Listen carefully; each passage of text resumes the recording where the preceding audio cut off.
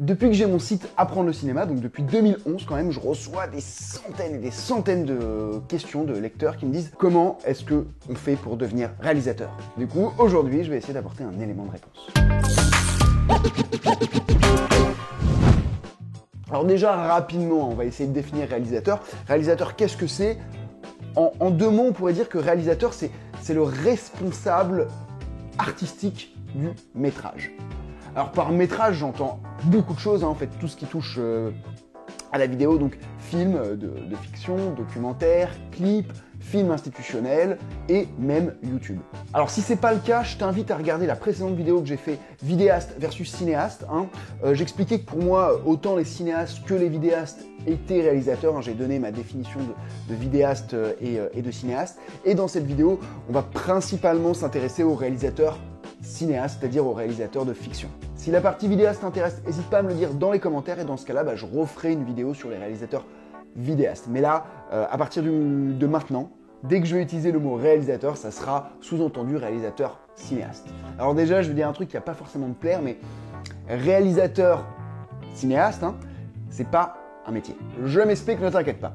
Pour le coup, réalisateur vidéaste, c'est un métier, hein, parce que tu es cadreur, monteur et tu as souvent des contrats, c'est quelque chose de très fréquent. En revanche, quand tu fais pas des films pour toi, tu fais surtout du film corporate. Au contraire, réalisateur cinéaste, c'est assez compliqué d'en vivre. Enfin, disons que c'est extrêmement rare les personnes qui, en sortant de leur formation, de leur école, alors, qui se sont lancées en tout cas dans la réalisation, qui sont directement devenus réalisateurs. Alors évidemment ça existe, hein, et on trouvera plein de contre-exemples, hein, et généralement les réalisateurs les plus connus, c'est des contre-exemples. Hein. Je pense par exemple à François Descraques.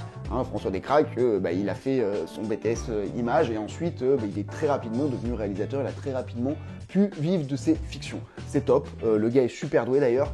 Le souci c'est que c'est une minorité. C'est vraiment une minorité ça, et cette minorité c'est souvent la plus médiatisée, mais au final, si c'est quelque chose d'important pour toi, hein, la réalisation, si tu veux vraiment vivre de la fiction, du jour au lendemain, tu verras pas de la fiction, quoi. Au début, c'est plus toi qui vas mettre ton énergie dans la fiction, ton argent, et ça va pas te rapporter d'argent. Du coup, faut vraiment te trouver un métier à côté. Alors idéalement, le métier que tu te trouves, hein, il est dans l'audiovisuel. Alors là, tu as deux choix. Soit, du coup, tu deviens vidéaste, hein, c'est-à-dire que tu réalises pas de la fiction, mais voilà, t'es cadreur, monteur, et tu réalises pas mal de petits trucs institutionnels, plus ou moins intéressants, plus ou moins fun. Soit alors, tu choisis la voie de la spécialisation. Qu'est-ce que j'entends par la voie de la spécialisation ? Eh bien, le vidéaste, hein, il est assez polyvalent. Il sait tout faire, il est indépendant, il sait cadrer, il sait monter, il a les bases du son. C'est pas forcément un as en lumière, mais bon, il connaît quand même les grands principes de lumière et il sait faire une lumière propre. Il y a des vidéastes évidemment qui sont experts en plein de choses, mais globalement le vidéaste lambda est expert en rien, il a les bases partout, il maîtrise tout, il est polyvalent, mais voilà, il n'a pas taffé un domaine autant que quelqu'un qui s'est spécialisé.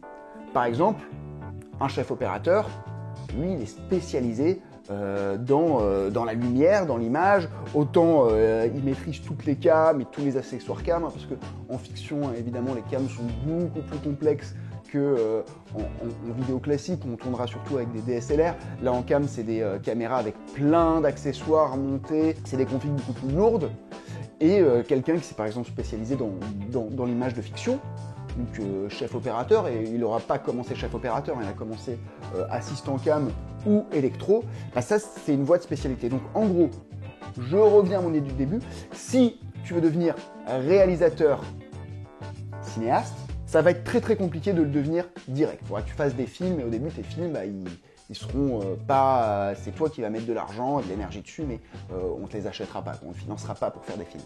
Donc, tu vas choisir un métier parallèle. Un métier parallèle qui est plus ou moins sur la même ligne. Si tu veux devenir réalisateur, tu vas pas être à côté boulanger. Non, tu vas plutôt choisir un métier dans l'audiovisuel.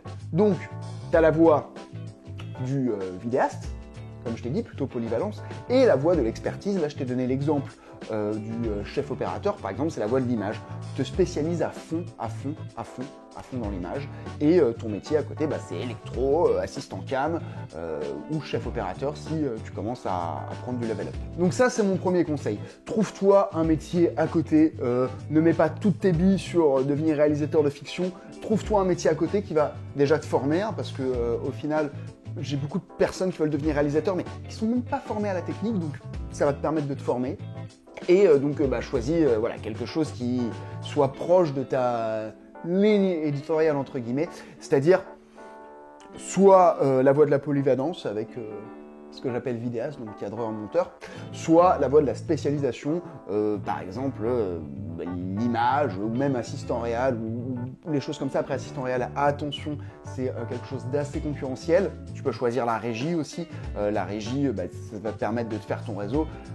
Même si, attention, il ne faudra pas t'enfermer. J'y reviens un petit peu en fin de vidéo. Moi, typiquement, en tout cas, parce que la fiction, c'est quelque chose vers lequel je tends. J'ai réalisé quelques fictions, mais j'ai réalisé aucune fiction où j'ai été payé pour la réaliser. Et j'ai choisi la voie du vidéaste, entre guillemets, en montant ma société de production où j'ai plein de clients qui sont des boîtes qui me demandent des films institutionnels. Donc, premier conseil, trouve-toi un métier parallèle à ton ambition de devenir réalisateur cinéaste. Deuxième conseil, et j'ai fait une vidéo entière là-dessus, c'est fais des tournages. C'est la meilleure école, les tournages. Donc vraiment, multiplie les tournages. Évidemment les tiens. Si tu veux devenir réalisateur cinéaste, il va falloir que tu fasses des tournages. Et ça, c'est un truc, tu vois, moi j'ai un peu moins le temps de le faire parce que mes activités de ma société me phagocytent tellement que j'ai plus trop le temps de faire mes propres fictions. Donc je continue en tant que producteur, donc j'en produis, mais moi me mettre à fond en réalisation, c'est un truc que j'ai plus trop le temps.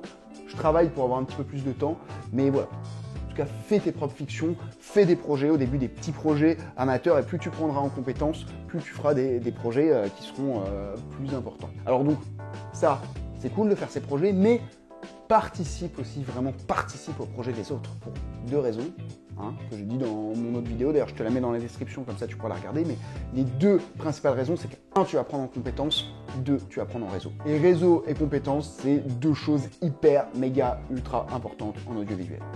Et troisième et dernier conseil, alors les conseils que je donne, c'est clairement pas une liste exhaustive, c'est il va falloir que tu te formes. Et pour ce troisième conseil, donc forme-toi, je l'ai divisé en 4 grands pôles de formation. Déjà, tu vas devoir te former à la partie un petit peu grammaire cinématographique. Vraiment, il faut que le langage de l'image, ça devienne une seconde langue pour toi. Je t'invite vraiment à essayer de mater énormément de films et à pas avoir une lecture trop passive, où en gros tu prends l'histoire et tu te laisses bercer. Vraiment, essaye, quitte à regarder tes films préférés ou ce que tu préfères une deuxième fois, essaye d'avoir une lecture active, d'analyser un petit peu comment le réalisateur a mis en scène son propos. Vraiment, nourris-toi de ça pour essayer de développer ton œil, ton sens du découpage et en gros ta créativité. Deuxième pôle de formation, c'est la technique. Alors la technique, ça peut faire peur à beaucoup, quoique encore notre génération, on est un petit peu moins effrayé par ça. Mais voilà, la technique, c'est pour moi, et même si c'est une vision personnelle, ça n'engage que moi, c'est important qu'un réalisateur maîtrise la technique. Pourquoi ? Parce qu'il va avoir des techniciens, et s'il veut gérer des techniciens, il faut qu'il parle un peu le même langage qu'eux.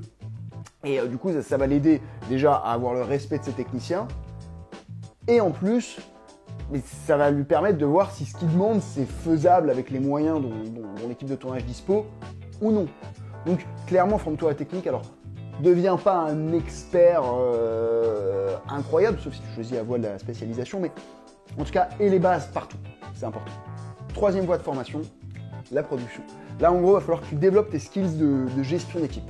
Donc, c'est des skills à la fois pratique, donc connaître tout ce qui est feuille de service, plan de travail, découpage technique fait plus partie de l'artistique, mais feuille de service, plan de travail, dépouillement, et savoir comment se passe grosso modo un tournage. Après ça, si tu fais des tournages, ça va venir plus ou moins naturellement, mais voilà, il faudra quand même un petit peu te former là-dessus.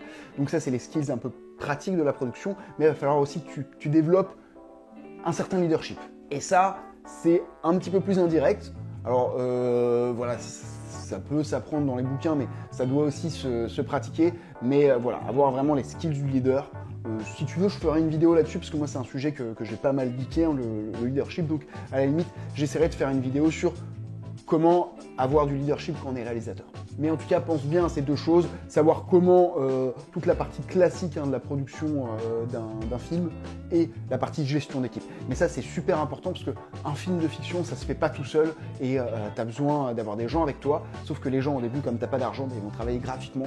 Donc, c'est pour ça que, comme ils vont donner bénévolement, entre guillemets, de leur force de travail, il faudra leur donner une expérience qui est vraiment excellente. Et donc, ça veut dire savoir ce que tu fais, bien les gérer, bien les traiter.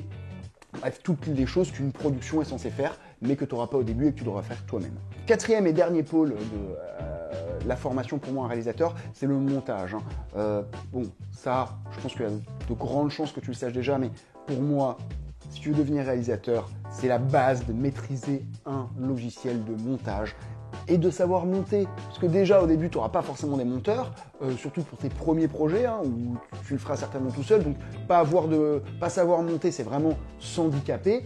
Et en plus, ça va vraiment aussi développer tes skills un petit peu artistiques, notamment ton sens du raccord, par exemple. Donc, vraiment, le montage, pour moi, mais c'est limite tout technicien doit savoir monter. Alors, c'est un petit peu fort, moi j'ai des potes qui ne savent pas monter et qui vivent très bien de l'audiovisuel, voilà, j'ai un pote électro, chef électro même, il ne sait pas monter. Mais en tout cas, dans tous les cas, si tu veux devenir réalisateur, c'est vital de savoir utiliser un logiciel de montage. Je récapitule la vidéo. J'ai donné 3 conseils, bon, c'est une liste non exhaustive, ces 3 conseils, mais j'ai donné 3 conseils pour augmenter tes chances de devenir réalisateur de fiction. Le premier conseil, c'était trouve-toi un métier parallèle, un métier où tu vas pouvoir te former, apprendre des choses et puis surtout vivre, parce qu'au début, tu ne vivras pas de ta fiction. Le deuxième conseil, c'était multiplier, fais des tournages. D'un côté, tes tournages à toi, en tant que réalisateur, mais de l'autre, des tournages où tu aideras d'autres personnes. Pourquoi? Parce que ça va te permettre de développer 2 choses, le réseau et les compétences. Et justement, le dernier conseil, c'était forme-toi pour développer tes compétences. Et moi, j'avais divisé la formation d'un réalisateur en 4 pôles. Le pôle, on va qualifier d'artistique, donc vraiment de grammaire cinématographique, où la grammaire, c'est pas que le découpage technique, c'est aussi la lumière, c'est aussi les décors, enfin voilà, c'est tous les ingrédients. Je ferai une vidéo sur les différents ingrédients d'un bon film, mais voilà, c'est tous les ingrédients qui vont faire que ton film a une saveur. Le deuxième pôle, c'était la technique, c'est important de maîtriser la technique pour parler à ses techniciens, et puis même pour être un petit peu indépendant, parce qu'au début, tu devras un petit peu te débrouiller tout seul. Le troisième pôle, c'était la production, pour développer tes compétences de gestion d'équipe et pour pouvoir travailler avec énormément de personnes et leur donner une bonne expérience utilisateur entre guillemets, mais en tout cas voilà, les personnes prennent du plaisir à travailler avec toi, elles sont pas payées donc c'est la moindre des choses. Et le dernier de 4 pôles, c'était le montage. Je vais te donner un dernier conseil que je pense que je développerai dans une autre vidéo. Je suis en train de lire un bouquin en ce moment qui s'appelle L'art de l'agnac. C'est une psychologue qui a étudié pendant des années quel était le critère qui favorisait le plus la réussite. Et elle s'est rendue compte après énormément d'études que ce critère c'était l'agnac. Alors il y a un bouquin de 400 pages sur ce qu'est l'agnac, c'est pour ça que je te ferai une vidéo entière là-dessus, mais voilà. L'agnac c'est vraiment, ça se divise en 2 choses, ça se divise en l'acharnement entre guillemets et la passion. Je développerai ça, mais voilà, en tout cas, garde cette idée que il va falloir que tu aies l'agnac si tu veux devenir réalisateur. Il va vraiment falloir que tu en veuilles. Parce que c'est pas facile, sinon tout le monde le serait. Voilà, on arrive à la fin de cette vidéo. J'aimerais juste faire une petite remarque sur le premier point que j'ai donné, c'est trouve un métier parallèle. Oui, évidemment, il faut trouver un métier parallèle, mais fais attention à pas t'enfermer dedans. Et moi, là, je me rends compte que c'est un peu mon cas. Au final, c'est cool. J'ai une boîte de prod qui marche bien, j'ai des salariés, j'ai plein de matos, mais j'ai plus de temps pour faire mes projets de fiction. Et au final, alors que j'étais entre guillemets bien parti dans le sens où voilà, j'avais réalisé quelques fictions et j'aurais pu continuer, j'ai tout arrêté pour me concentrer sur mon second métier. Donc, moi, personnellement, ça va être un de mes challenges de me libérer un peu plus de temps pour pouvoir vraiment me remettre à la fiction. Parenthèse fermée. J'espère que tu as apprécié cette vidéo, j'espère qu'elle t'a apporté de la valeur. N'hésite pas, si c'est le cas, à me lâcher un petit pouce comme ça. N'hésite pas aussi à t'abonner hein, si t'es pas abonné. Et si t'es pas abonné, tu peux même faire les deux. Hein. Abonnement plus petit pouce. Là, pourquoi? Parce que ça me fait super plaisir. Et voilà, ça me motive à continuer à sortir ma cam, à filmer, à écrire mes vidéos. Donc vraiment, moi, c'est une récompense très importante. Donc si tu le fais, bah, j'aurai le smile jusque là. Tu peux télécharger si tu es débutant, j'ai un petit guide qui s'appelle le guide du premier tournage. Alors n'hésite pas à le télécharger, hein, ça te donnera les bases. Et puis bah, moi du coup je te retrouve dans une prochaine vidéo. Ciao!